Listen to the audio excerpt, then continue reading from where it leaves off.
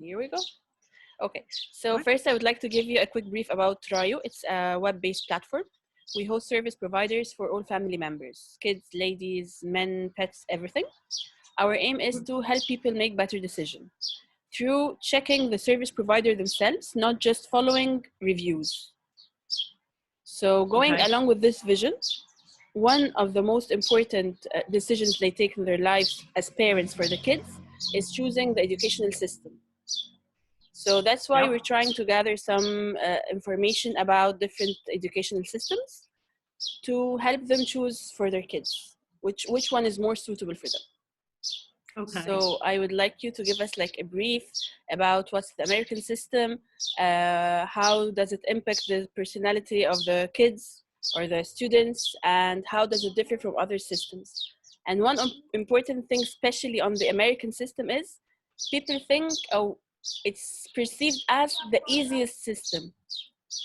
Is this true, or is there a tweet around this? Right. So, I mean, to address the first thing, what is the American system? I think that a challenge with American education is that there's no one way to define the American system. In the United States, education is a state-based affair, so there would be differences from one state system to another state system. And I mean, fundamentally, a lot of the principles of an American education system are the same, but what that looks like in an individual state, in an individual school district, and in an individual school might actually look very different. And I would say that in Egypt, the same thing applies. There will be a great deal of variances between American schools within Egypt. Some of those differences might be what their curricular foundation is, what the overall philosophy and the vision and the mission statement of the school is. What standards are they basing their curriculum on? To what extent have they adjusted that curriculum for context? What are the different pathways for students to learn and develop in a wide range of things? So in any collection of schools, there's going to be kind of multiple variations on the general sort of themes and underlying philosophies and approaches of American education. And I guess in helping parents make decisions, it's important to really look at that. It's not just about, is this an American school or a British school or a French school or a Canadian school, but what does the school stand for? What is the school about? What are the underlying values and I guess the broader goals that a school is trying to achieve for students? So unfortunately, there's no one answer to, what is the American system. I think where the commonalities exist are certainly at the higher end, where the high school program the last 4 years is largely credit-based. Most American high schools will run credit-based systems whereby students take a variety of courses in a range of subject area disciplines. And over 4 years, they're acquiring credits in these subject area disciplines. What specific courses they're using to acquire those credits might vary greatly from one school to another school based on the size of the school, the general demographics of the school, what the overlying goals and objectives of this individual school are. So, for example, in one school, if a student is required to have, let's say, 4 credits of social studies to graduate, the types of courses students might be taking within the social sciences might vary greatly. Some schools may have a required, you have to do this course followed by this course followed by this course, whereas other schools might say, well, everybody has to take this course, and after that you can take any number of different courses based on your interests, your future aspirations in terms of further studies. So again, there will be a great deal of variance from one school to another in terms of what a high school program looks like. Effectively, though, I think that one commonality is that American schools will often or should be looking to maintain a degree of flexibility as a student moves through school. So no 2 students are going to have exactly the same program. Another commonality, I guess, a common feature is that the nature of assessment is quite different in an American school system. So students will be assessed kind of cumulatively throughout the year. And the nature of that assessment will typically vary. I mean, certainly students will take tests. They may even have exams at the end of the year, depending on what the school's assessment policy is. But typically there should be a variety of assessment that might range from your more kind of traditional conventional exams or tests in written form, but also quite a lot of project-based work, authentic assessments where students are situated in the real world, trying to solve real world problems based on what they've learned. Things like presentations and working and collaborating with others.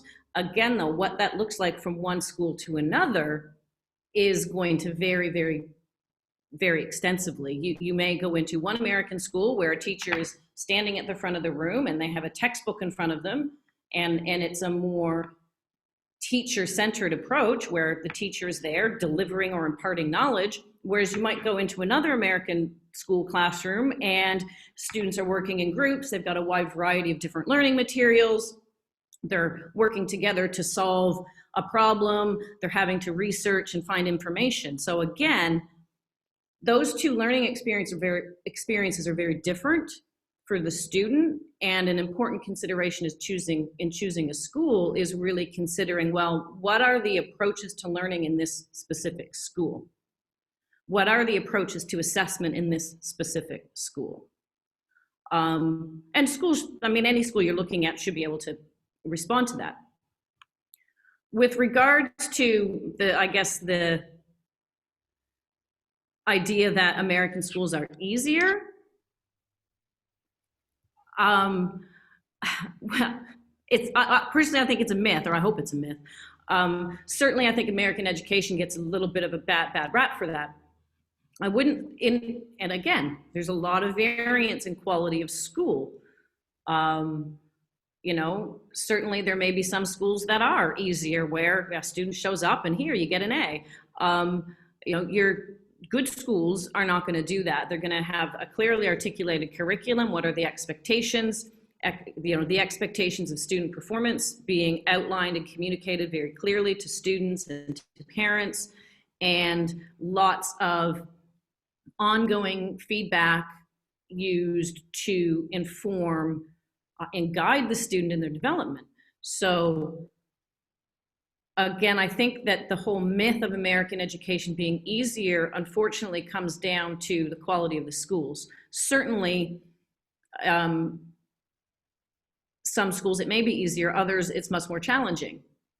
I think what a difference is, especially at the high school level, is that students aren't typically studying for a substantial final cumulative exam at the end of 1 or 2 years of study. So students have to really learn time management because they're being assessed and evaluated all of the time, and often that will be happening in a wide range of subjects. So for students who can do that, who can juggle the different time constraints and manage their time, it's quite good, because often what they're working on is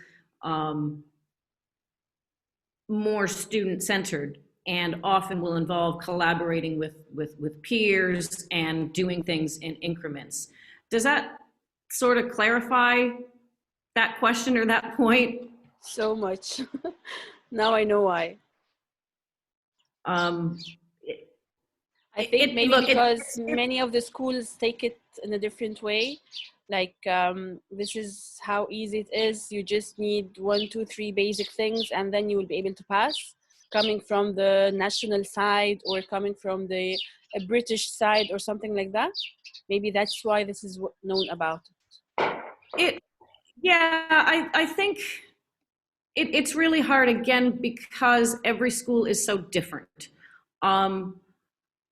Every school is so different, and I think a question that parents have to ask themselves is, you know, to what extent do schools collect a variety of data on students? You know, are they using standardized tests?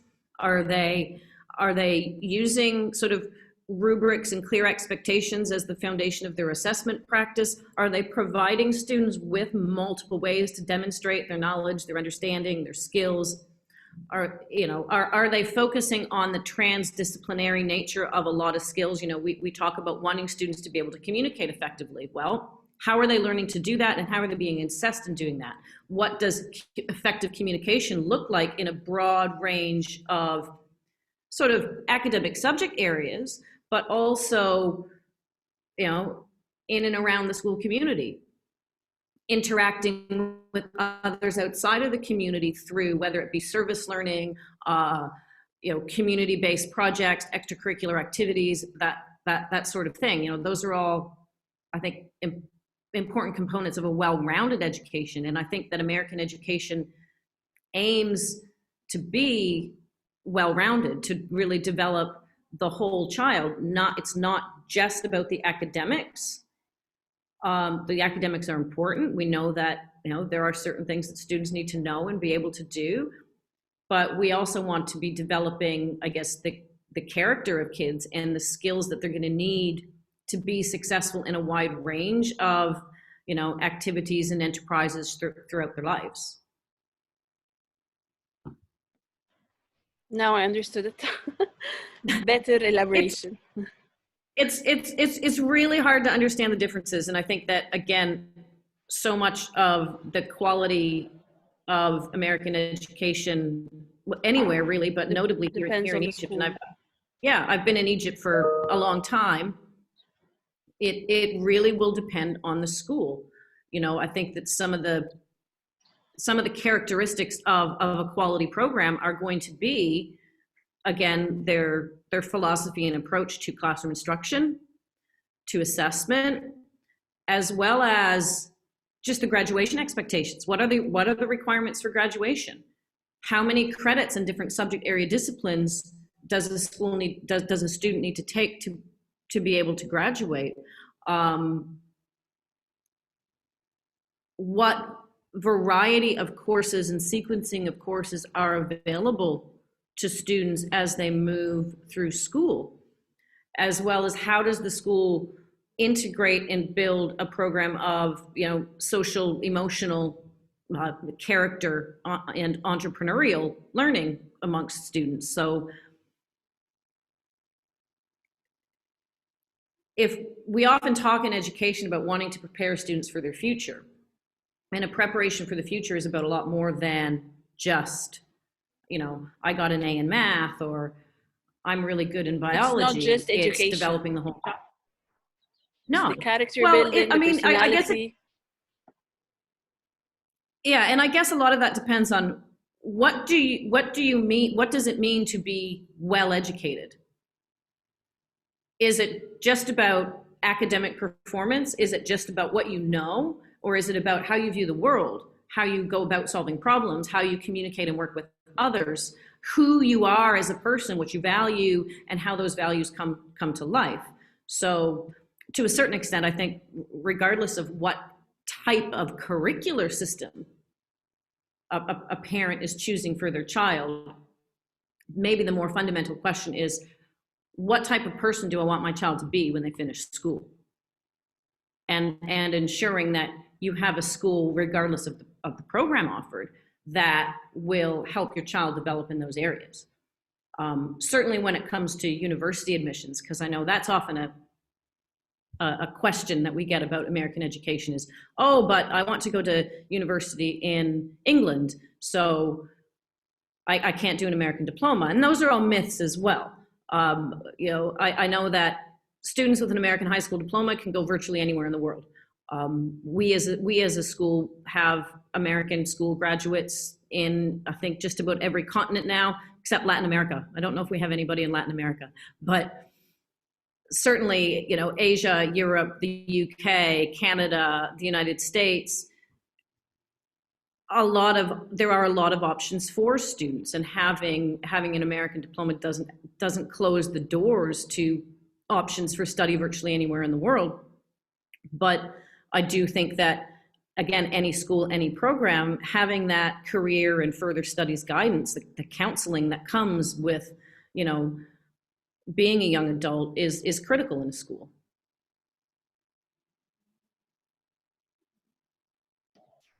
So the American system, it's not just like an educational system, the way it's, I mean, an A-star student, a B-star student, it also affects or impacts their personality, right?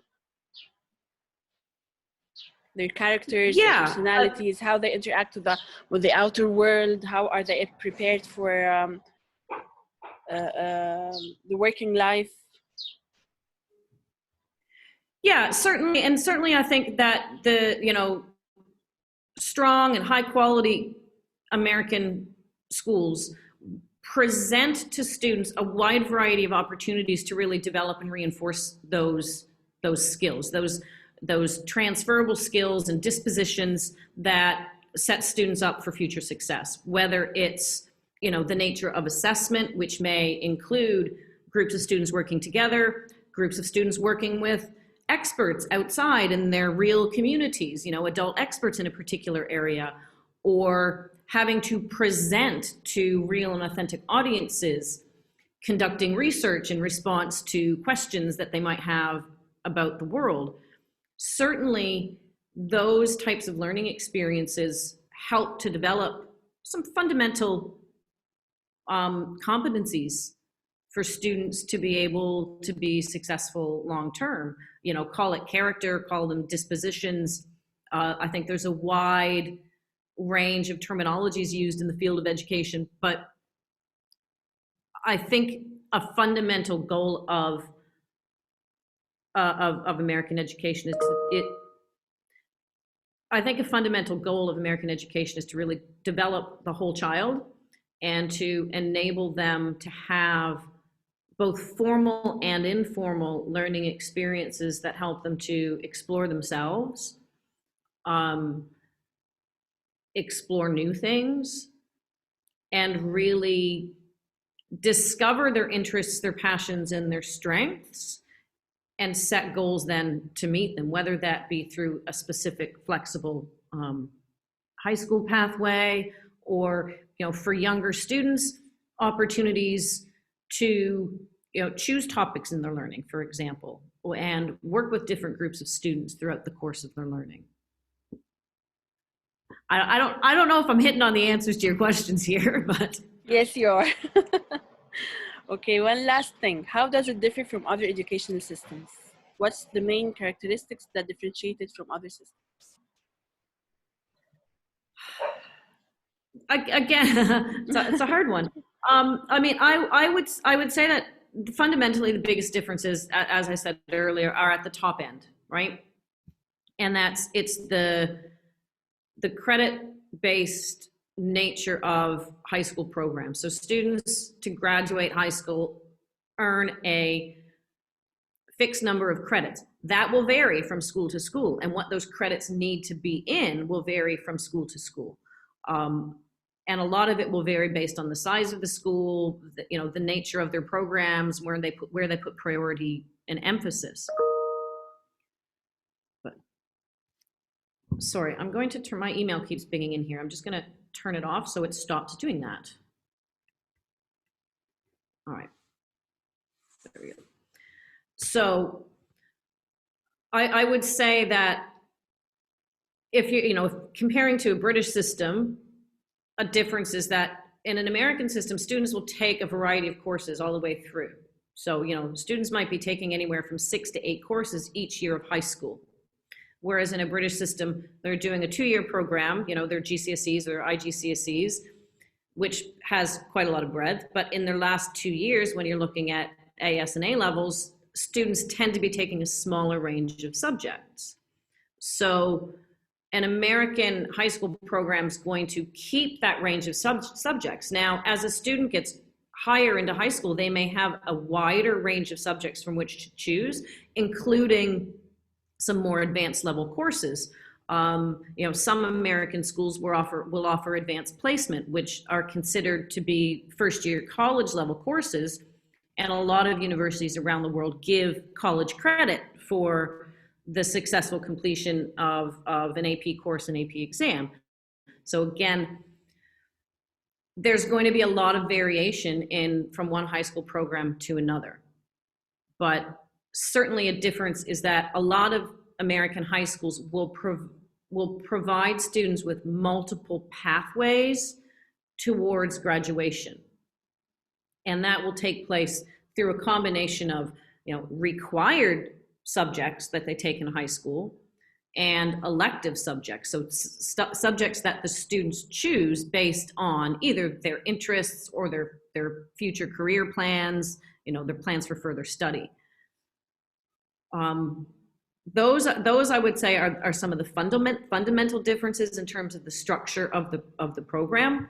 Another different feature is, unless a student's taking an advanced placement course, the American high school diploma is not an exam-based system.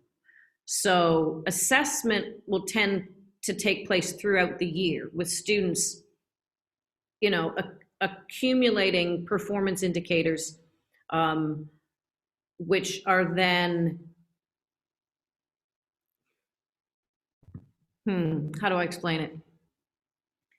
Basically, students will be like, completing mitigates the risk of not being well by the exam. And then those assessments are, sorry? It mitigates the risk of people that they panic from exams or... Sorry, I missed that. You got choppy there. Okay. Is it fine now? It's fine now. Start again. Okay. So I think this type of system, it mitigates the risk of people not feeling well by the exams or by the assessments, or they panic through these things. So basically, if it just depends on the assessment, they will lose all what they have been doing throughout the year.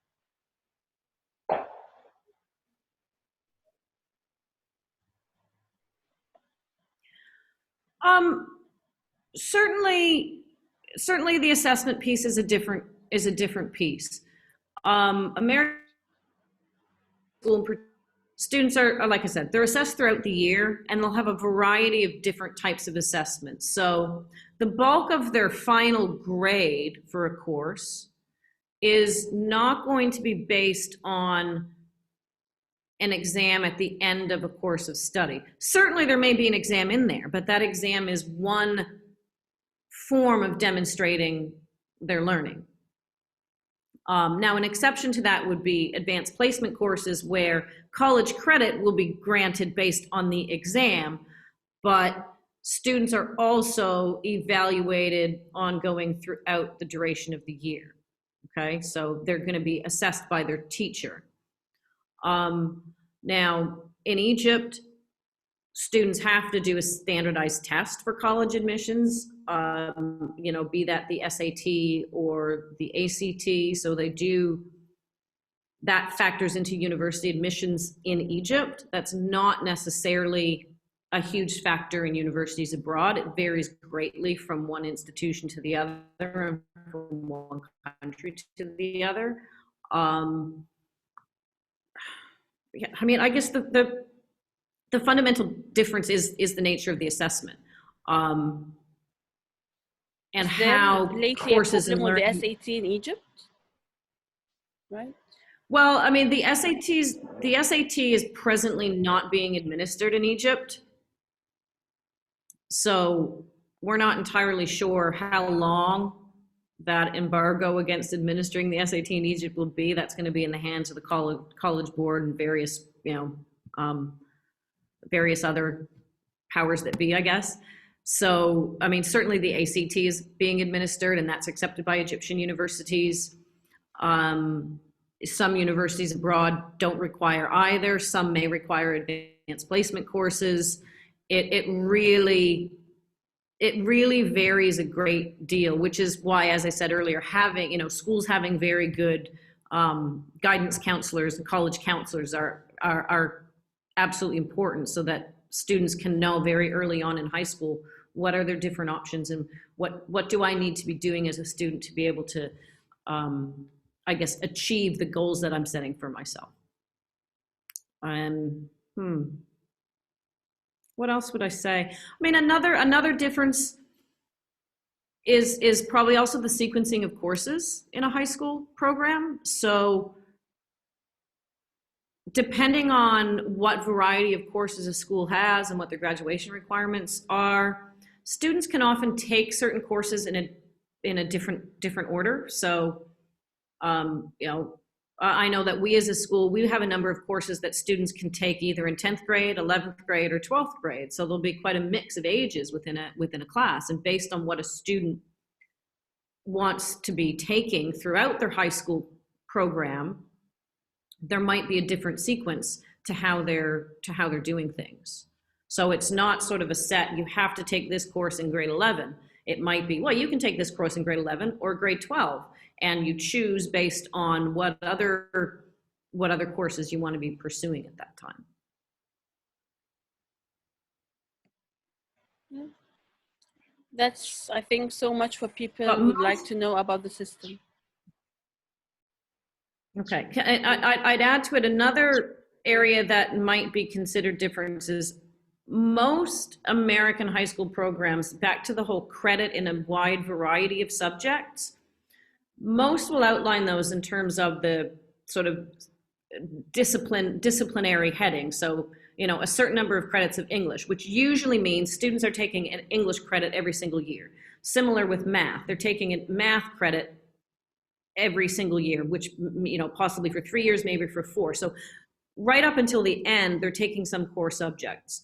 What the specific courses within those subject area disciplines might vary. So in math, for example, a student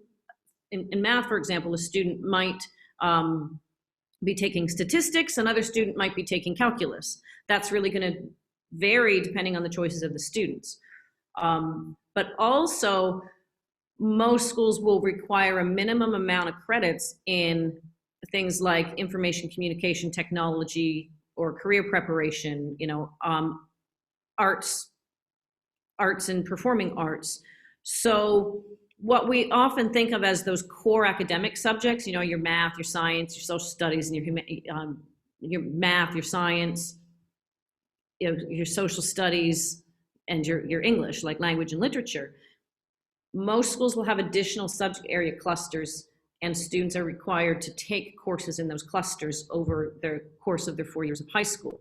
And that's part of where some of the breadth comes from. So it would be highly, highly unusual in an American school to see a 12th grader only taking kind of math and science courses or only taking social science courses. They're going to have a bit of a mix of different disciplinary areas in their program of study, which in part, it's aimed at achieving well-roundedness in the student and their learning, and also continuing for students to develop just interests and skills and expertise in a variety of different areas.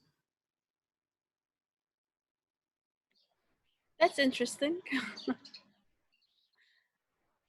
I think that sums up what people might be asking for choosing an educational system. Is there any? I've prattled on a little bit, so you probably have to go ahead. Is there any questions that you get frequently other than these? I mean, when you meet up with parents applying for this for the school or something, is there any concerns that they always have? Most of them have.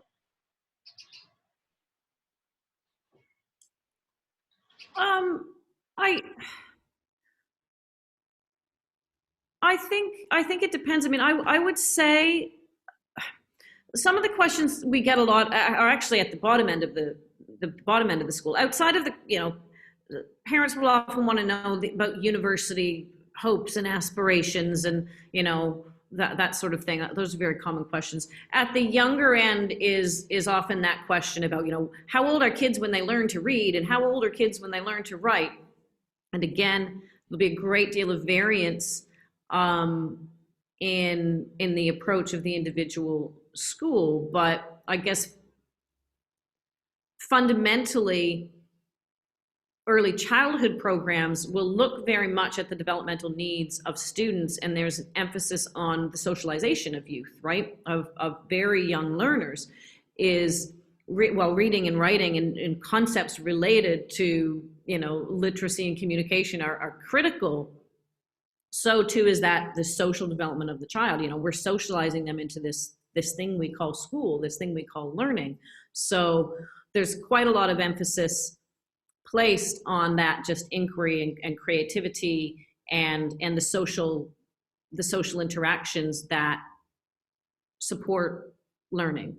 I would say we probably get the most questions from parents of very young learners about, you know, if my child isn't reading fluently by the age of 4, that they're destined for failure later in life. Well, that's not actually true. There's no scientific or cognitive, psychological, learning related basis to things like that. Children develop at very, very different paces. So where there's big jumps in the curriculum lower in different school systems, at you know, at the end and over successive years, they balance out. You know, so where one curricular program may approach something here and another here, you know, the curriculums kind of go like this, and at certain points they're meeting, where if you know, have a student who's done this curricular program and a student who's done this curricular program, they'll effectively be on the same level and have generally speaking the same skills in certain areas.